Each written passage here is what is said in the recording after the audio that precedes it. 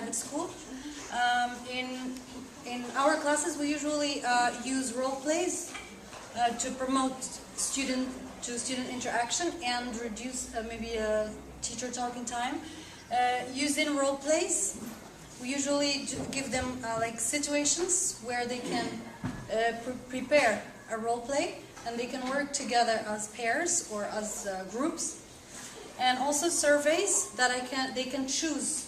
I give them the topic, they choose the questions, and then they write it on a sheet of paper, and then they mingle around the classrooms, around their classroom, or even around other classrooms, and ask other students outside.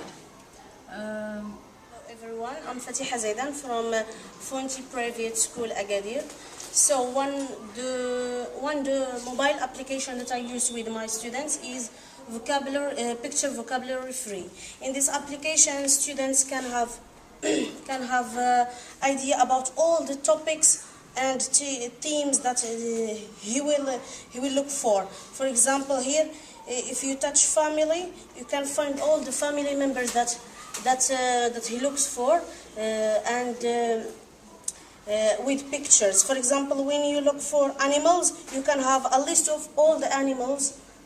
You can have, okay, 1 minute. For example,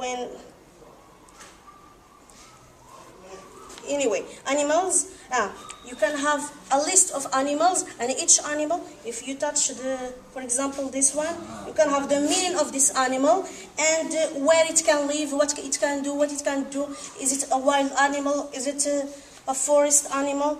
You can have any idea. Another topic, you can have, for example, occupations. You can have a list of occupations that people can do in their daily life. For example, you can have a mechanic. You can have here a photo of a mechanic and his clothes and all.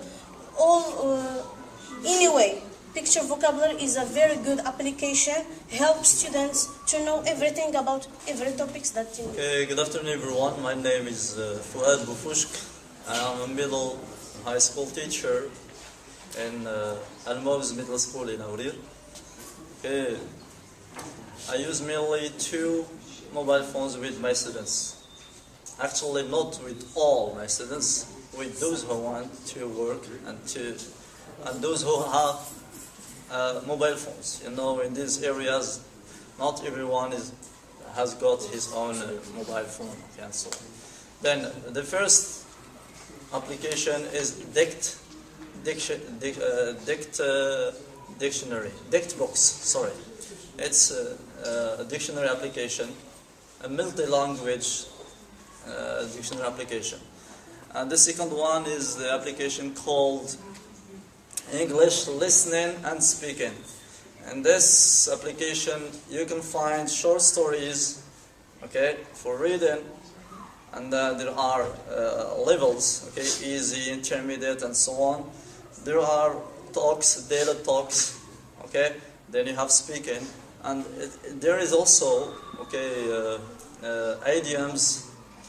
You can find also many other things that are really interesting for students. Okay, as I said, it is called English Listening and Speaking. My name is Yassine Azargi. I am a teacher of English at Al-Khalij High School.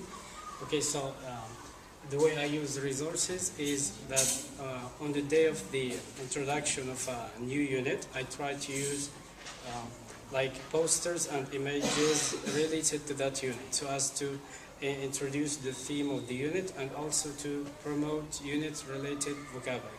And at the end of the session, like in the last 10 minutes, I use a song related to the same theme.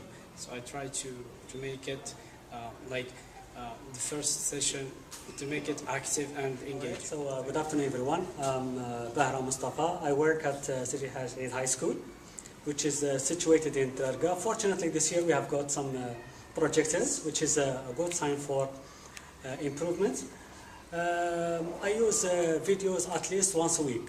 I see that the textbook lack viewing activities, so I try to devise viewing activities myself, And one of the videos which has had a very good impact on the learning of the students, also the motivation of the student, was a video about the activities Japanese students do at lunchtime period, and the values that students learn both at home and at school. So let me talk about the procedure of the activity, if you don't mind. So first I asked students some questions like, what do you think these Japanese students bring with them to school besides books? Then, how many workers do you think serve lunch at Japanese school for, I think, 890 something students? And students gave some answers. They watched the video, and they were so surprised when they realized that just 4 workers who serve lunch for about 890 students. Then they have also realized that the students themselves do the washing of the dishes, and also they sweep the floor, they clean the tables, they do everything themselves. And also the way that lunch is served, cooperation and coordination between the teams, and etc. So students were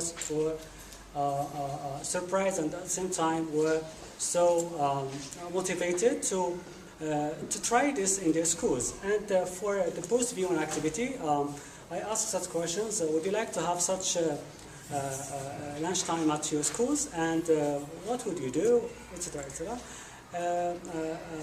Of course, so this one was done as a prompt for a speaking activity. And usually all the videos I do, they are either prompts for speaking activities or for writing activities. Thank you so much. This is it.